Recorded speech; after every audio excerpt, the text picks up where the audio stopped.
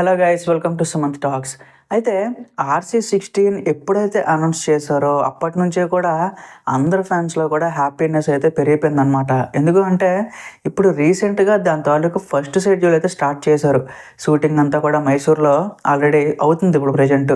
అయితే ఈ సినిమా నుంచి ఇంకొక న్యూస్ బయటకు వచ్చింది ఏంటి అంటే ఇండియాలో ఇప్పటి వరకు ఉన్న టాప్ యాక్టర్స్ అందరూ కూడా క్యారెక్టర్ ఆర్టిస్టులు వీళ్ళందరూ కూడా ఈ సినిమాకి పనిచేస్తున్నారు అని చెప్పి న్యూస్ అయితే ఉందన్నమాట. అందులో ఫస్ట్ వచ్చేసి జగపతి బాబు గారు, మనకు తెలిసిందే. సో ఆయన రంగస్థలంలో ఒకసారి చరణ్ గారితో నటించారు. అది ఎలాంటి బ్లాక్ బస్టర్ కొట్టిందో అందరు చూశారు. సో అదే కాంబినేషన్ మళ్ళీ ఈ సినిమాకి అయితే రిపీట్ అవుతుందన్నమాట. జగపతి బాబు గారు ఉంటే మ్యాక్సిమం ఆఫ్ సినిమాలు ఏంటంటే అట్లీస్ట్ యావరేజ్ టాక్ అయినా వస్తాయి, లేకపోతే బ్లాక్ బస్టర్ టాక్ అయినా వస్తాయి అనమాట. ఫెయిల్ అయ్యే ఛాన్సెస్ చాలా తక్కువ, ఎందుకంటే కాంబినేషన్ అలా సెట్ అవుతుంది. అంతకుతోడు చరణ్ గారితో కాబట్టి ఆ కాంబినేషన్ ఇంకా బాగుంటుంది అనమాట. సో జగపతి బాబు గారితో పాటుగా శివన్న గారు మన కన్నడ ఇండస్ట్రీ నుంచి ఉన్నారు కదా ఆయన కూడా ఈ సినిమాలో ఒక ఇంపార్టెంట్ రోల్ అయితే ప్లే చేస్తున్నారనమాట. సో కొంతమంది ఏం చెప్తున్నారంటే చరణ్ గారి ఫాదర్ క్యారెక్టర్ అని చెప్పి కొంతమంది చెప్తున్నారు. బట్ ఎంతవరకు నిజమనేది మనం వెయిట్ చేసి చూడాలి. సో శివన్న గారు కూడా ఎక్సలెంట్ స్క్రీన్ ప్రెజెన్స్ ఉన్న యాక్టర్ అనమాట. జైలర్లో మనం చూసాం. సో ఎలా అయితే ఆయన రాక్ చేశారో ఇందులో కూడా RC16లో కూడా మంచి క్యారెక్టర్ అయితే ఆయన పడబోతుంది అనమాట.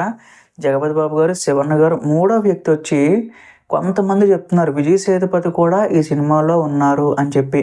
సో అది నిజమా కాదా అనేది ఇప్పటివరకు ఎవరైతే బయటికి న్యూస్ అయితే మనకి లీక్ చేయలేదు.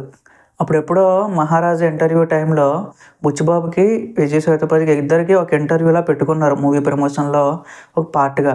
సో అప్పుడు విజయ్ సేతుపతి గారు అన్నారనమాట, నువ్వు తీస్తున్న చరణ్ గారితో ఆ సినిమా నాకు స్టోరీ తెలుసు, సో అది చాలా బాగుంది అని చెప్పి ఆయన అయితే అన్నారు. అక్కడ చిన్న హింట్ ఇచ్చారు అని చెప్పి కొంతమంది అయితే భావిస్తున్నారు అనమాట. సో అఫ్కోర్స్ విజయ్ సేతుపతి గారు కూడా ఉండే ఆ సినిమా లెవెల్ అనేది ఇంకా పెరిగిపోతున్నారు అనమాట. సో ముగ్గురు విలన్స్ ఉండిపోతున్న ఈ సినిమాలో నిజంగా విలేజ్ బ్యాక్డ్రాప్ పెట్టుకొని అదంతా ఒక మట్టికి సంబంధించిన స్టోరీ పెట్టుకున్నారంటే ఖచ్చితంగా అదైతే బ్లాక్ బస్టర్ కొట్టేసినట్టే అని చెప్పి చాలామంది అయితే నమ్ముతున్నారనమాట. దాంతోపాటుగా AR రెహమాన్ గారు ఆల్మోస్ట్ ఒక 14 సంవత్సరాల తర్వాత స్ట్రైట్ తెలుగు ఫిల్మ్తో ఆయన వస్తున్నారనమాట. నాగ చైతన్య గారి సినిమాతో ఆయన చేసారు, తర్వాత బ్రేక్ ఇచ్చారనమాట. సో చాలా సంవత్సరాల తర్వాత మళ్ళీ మన తెలుగులో మన చరణ్ గారితోనే చేస్తున్నారనమాట. సో ఆయన కూడా అదే చెప్పారు, చాలా రోజుల తర్వాత చేయడం హ్యాపీగా ఉంది, సో బెస్ట్ ఇవ్వడానికి ట్రై చేస్తానని చెప్పి ఆయన కూడా మెన్షన్ చేశారు. సో అట్లాగా అందరూ కూడా ఇప్పుడు సినిమాటోగ్రాఫరు, కెమెరామ్యాన్ రత్నవేలు గారు, సో వీళ్ళందరూ టాప్ క్వాలిటీ ఉన్న పర్సన్స్ అనమాట. సో వీళ్ళంతా ఏం ప్రయత్నిస్తారంటే మూవీ స్టోరీ ఎలా ఉన్నా సరే దాన్ని ఎలివేట్ చేయడానికే ప్రయత్నిస్తారనమాట. సో ఎలాంటి సింపుల్ సీన్ అయినా, ఎలాంటి సింపుల్ స్టోరీ అయినా సరే, సో వీళ్ళందరూ యాడ్ అయితే ఆ స్టోరీ అనేది దాని తాలూకు లెవెల్ అంతా కూడా పెరిగిపోద్ది అనమాట. సో దానికి తోడు చరణ్ గారు అందులో కనిపిస్తే ఇంకా వెళ్ళిపోద్ది అనమాట. సో ఇప్పటి నుంచే ఈ సినిమా మీద హైప్ అయితే స్లోగా బిల్డ్ అవుతూ వెళ్తుంది. సో ఇంకెన్ని రోజులు షూటింగ్ ఉంటుంది, ఎన్ని నెలలు, ఎన్ని షెడ్యూల్స్ ఉంటాయి, సో అప్డేట్స్ ఎప్పుడు మనం అఫీషియల్గా ఎక్స్పెక్ట్ చేయొచ్చు, సో అన్నీ కూడా 1 by 1 నేను పోస్ట్ చేస్తూ ఉంటాను గైస్. So thank you.